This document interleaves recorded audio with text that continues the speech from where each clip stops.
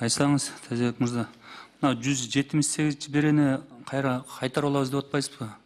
Себеби бул бар бекен же мурун кандай болду? Ушуну түшүндүрүп берсеңиз. Ооба, 178 беренени негизи эки беренени биз алып чыкканбыз.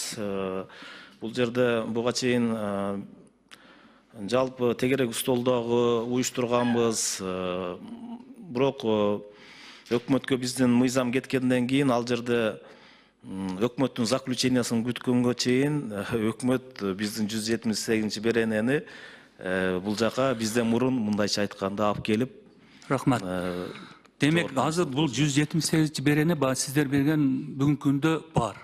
Алимент төлөбөй сыртта жүрүшөт, төлөбөй кетип калып атышат го. Ошолор боюнча бүгүнкү күндө сиздер айткандай эле мына жерде 5 жылдан 7 жылга чейин жок, калп айтам, мен адаштым. 500 миң. Жок, 9 айга чейин деген экен. Ошол 78-чи мурунку өкмөттүн беренесинде ушулар бар да, камтылганбы? Өкмөт жооп берип койбук экен, бар экен өкмөт ушул. Сиз жооп берсеңиз. Рахмат. Сенат Абдуллаевич, бул жерде могу мыйзамдын долбоору боюнча мындай да, бул жерде биз депутаттар тобу инициатива көтөрүп алып чыкканбыз да, ошол жанагы боюнчачы. Алып чыкканбыз алименттер боюнча. Андан кийин өкмөткө жөнөтүлгөн, өкмөттө корутунду көбүрөөк кармалып калды. Ошол маалда жогорку кеңешке жогорку жана Конституциялык соттун чечими келип түшкөн. Өзүңүздөргө маалым болгондой, Конституциялык соттун чечими бул кынтыксыз аткарылыш керек да, тез аранын ичинде. Анан кийин ушул эле 178 берени ошолор Конституциялык соттун чечиминде отуруп калган.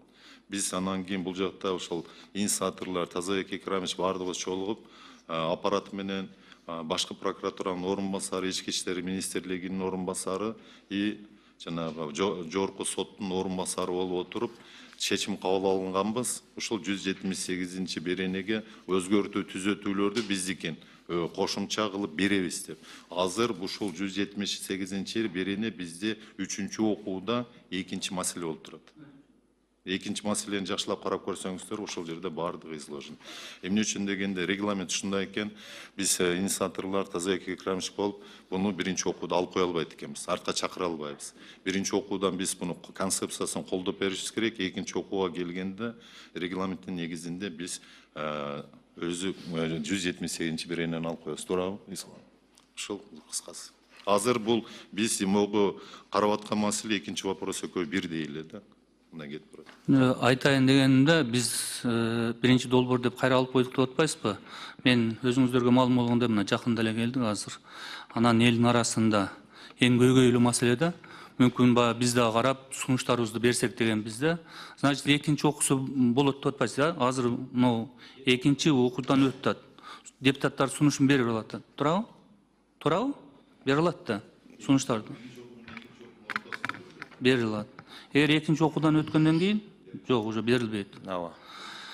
Айтайын дегеним, бүгүнкү күндө чындап эле да актуалдуу маселе, себеби көбү эми бул турмуш, эч ким муну айтып болбойт, бүгүн кимдин пешенесине кандай нерсе жазылганчы. Бирок деген менен ал бала жаралгандан кийин ырас ошол атасы болгондон жоопкерчилик тартыш керек. Кандай болгондо дагычы. Ал 9 ай эмес, ошо керек болсо жоопкерчиликке тартыш керек. Ошол жака чыгарбаш керек, жоопкерчиликти сериш керек да. Раз ошо балалуу болду, ошону сериш керек демекчимин да. Эгер мүмкүн болсо, ушуга катуураак чара колдонсо жакшы болот эле. Анан экинчи негизинен долбооруңузду колдойбуз. Жакшы бул. Себеби бүгүнкү күндө бул балдар биздин келечегибиз. Алар татыктуу тарбия алыш керек, билим алыш керек. Ошого ошол каражаттар албетте жумшалат. Эми көп нерселер ата-энесинде энеде калып кетет да балачы. Ага көмөкчү бул албетте акча керектелет да. Мен ошону айтайын дедим эле. Албетте Кудай буйрса экинчи окууда өзүбүздүн сунуштарыбызды беребиз. Рахмат.